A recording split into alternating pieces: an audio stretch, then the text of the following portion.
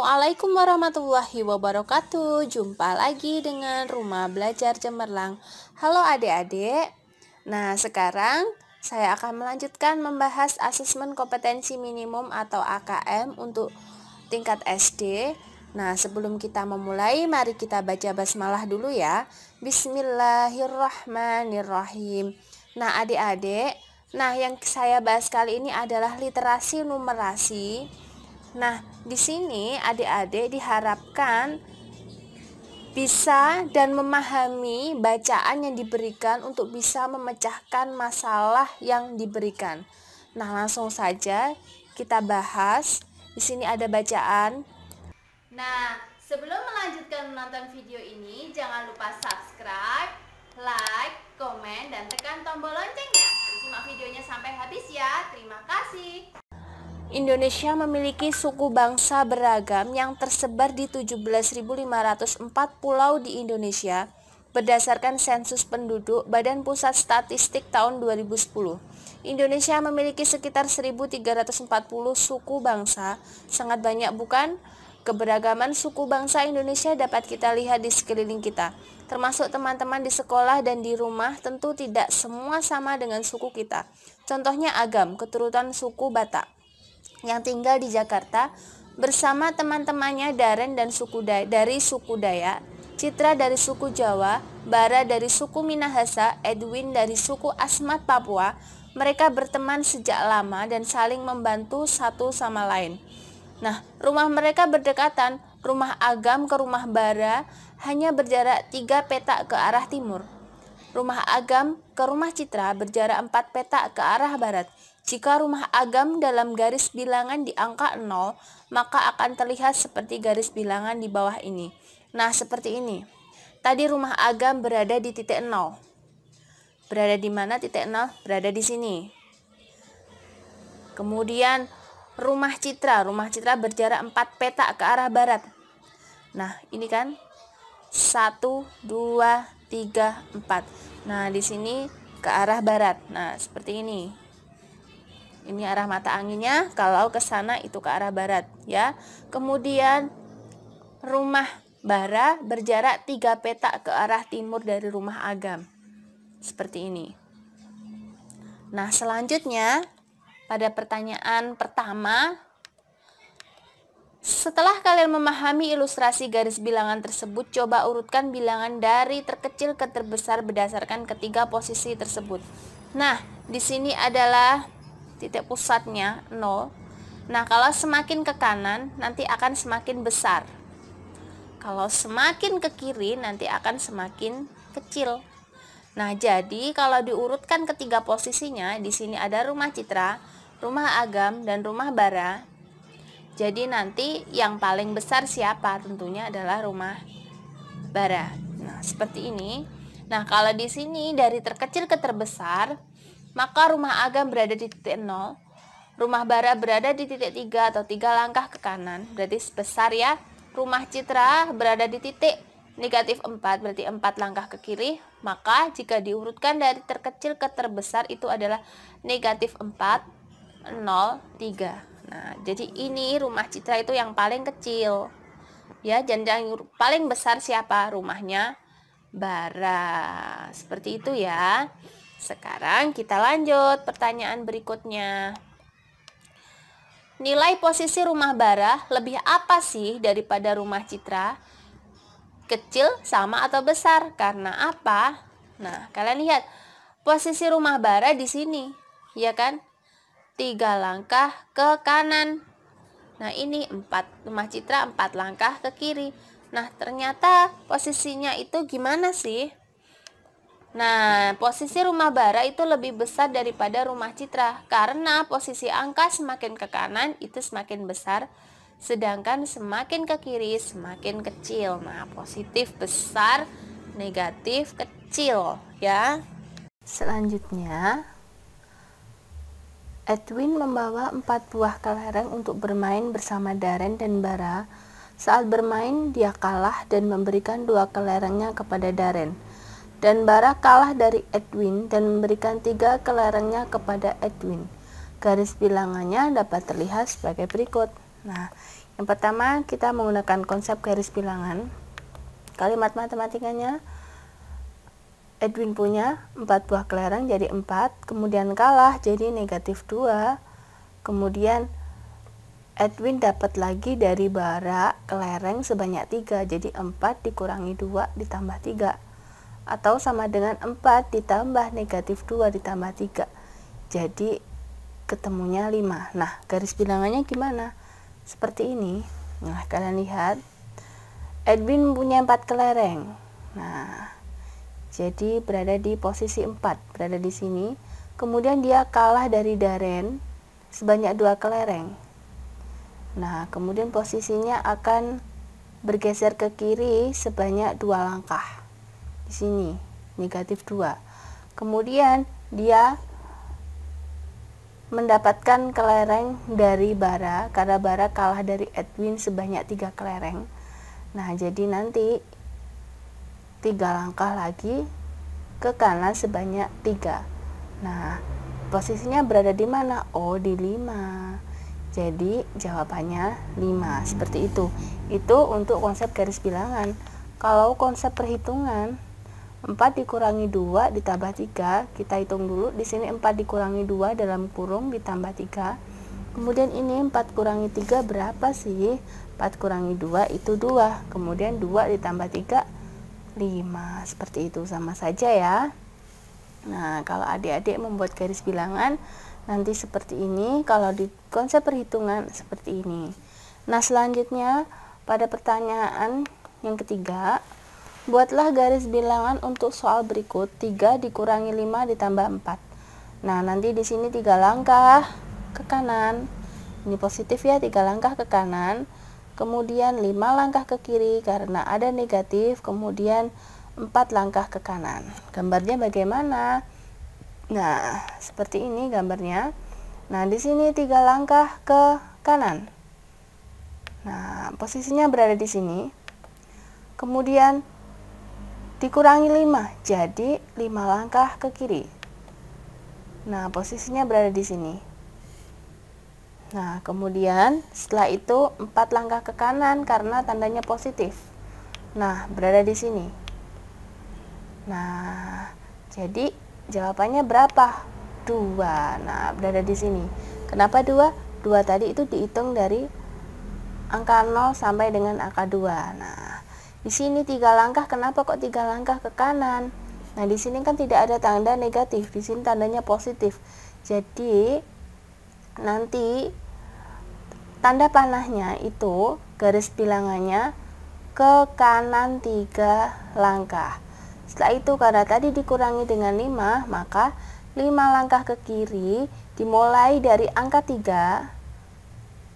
Kita hitung 5 langkah, 1, 2, 3, 4, 5. Ternyata berhentinya di negatif 2. Nah, setelah itu ditambah 4. Nah, mulai lagi dari posisi negatif 2 ini.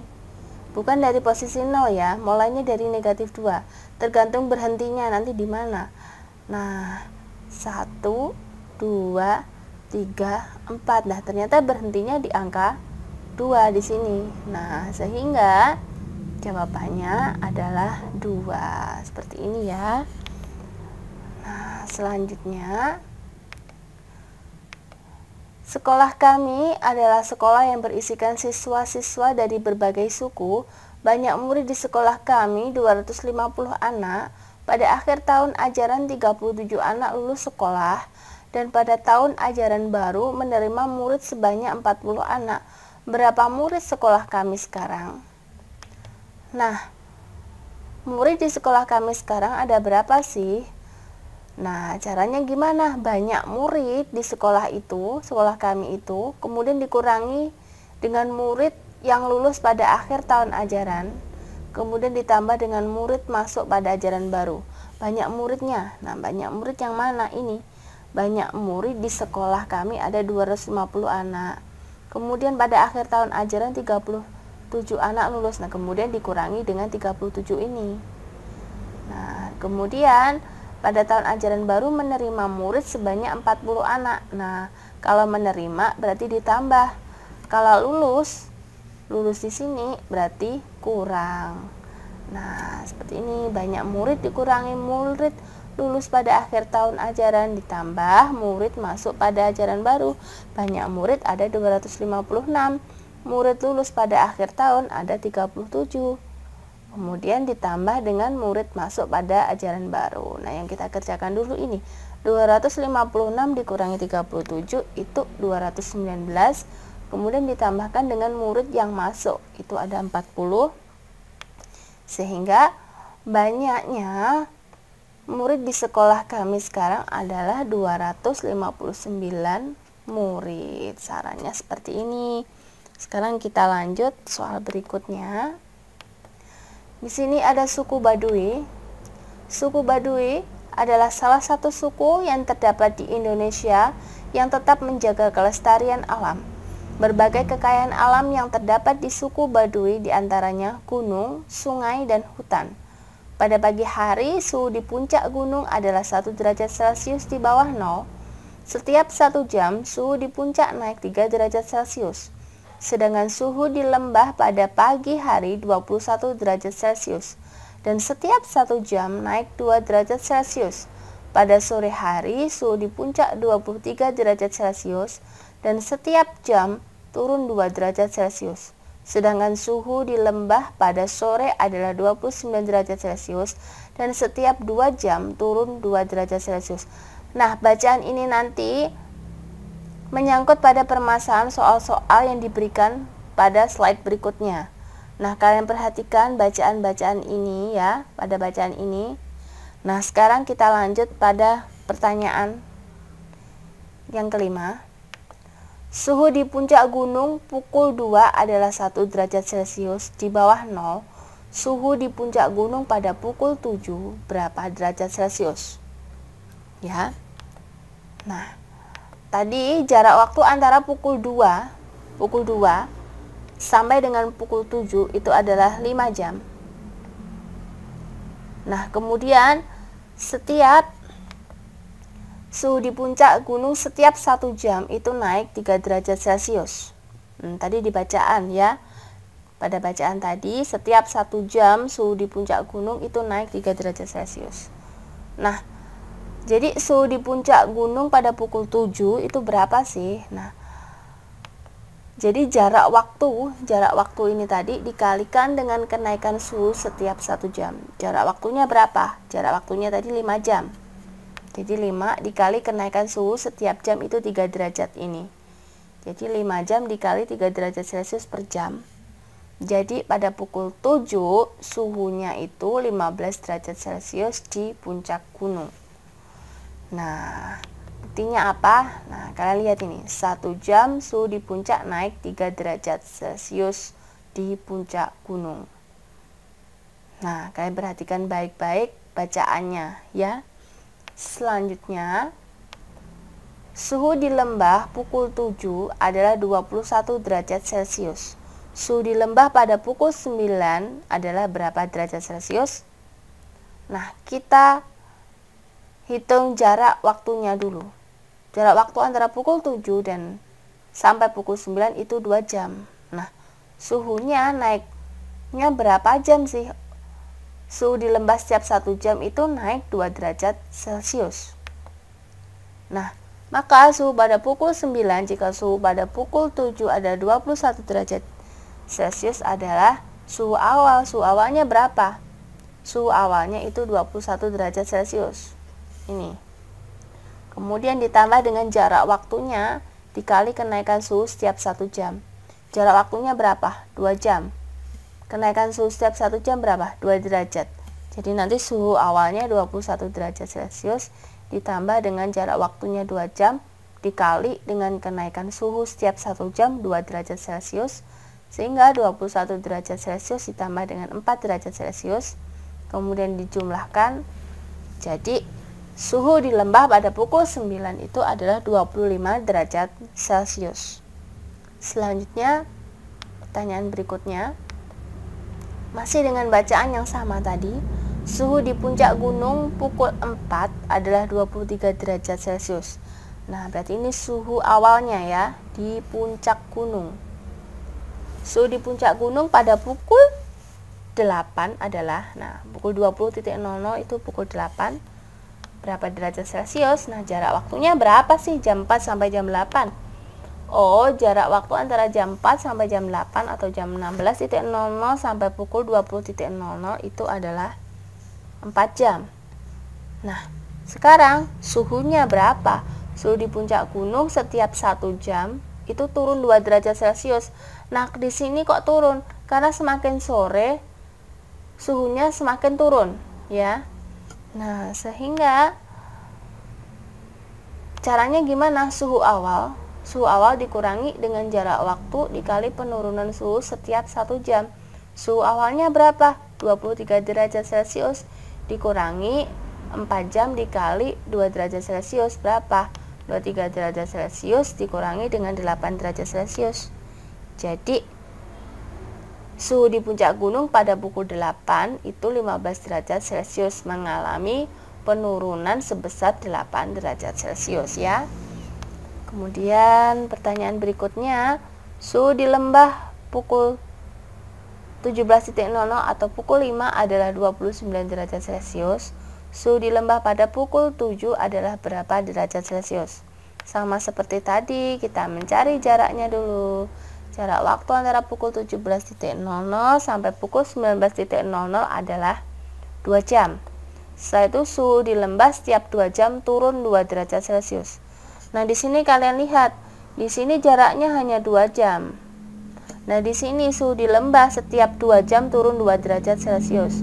Kalau khusus ini nanti langsung saja, ya. Caranya gimana? Suhu awal dikurangi penurunan suhu setiap 2 jam. Langsung situ. Suhu awalnya berapa? 29 derajat. Penurunan suhu setiap 2 jam 2 derajat Celcius. Jadi tanpa dikalikan karena di sini setiap 2 jam turun 2 derajat Celcius. Tadi jarak waktunya sudah 2 jam.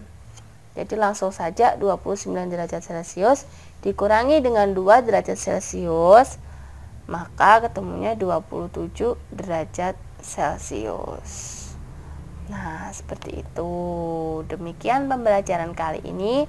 Semoga bermanfaat ya. Wassalamualaikum warahmatullahi wabarakatuh.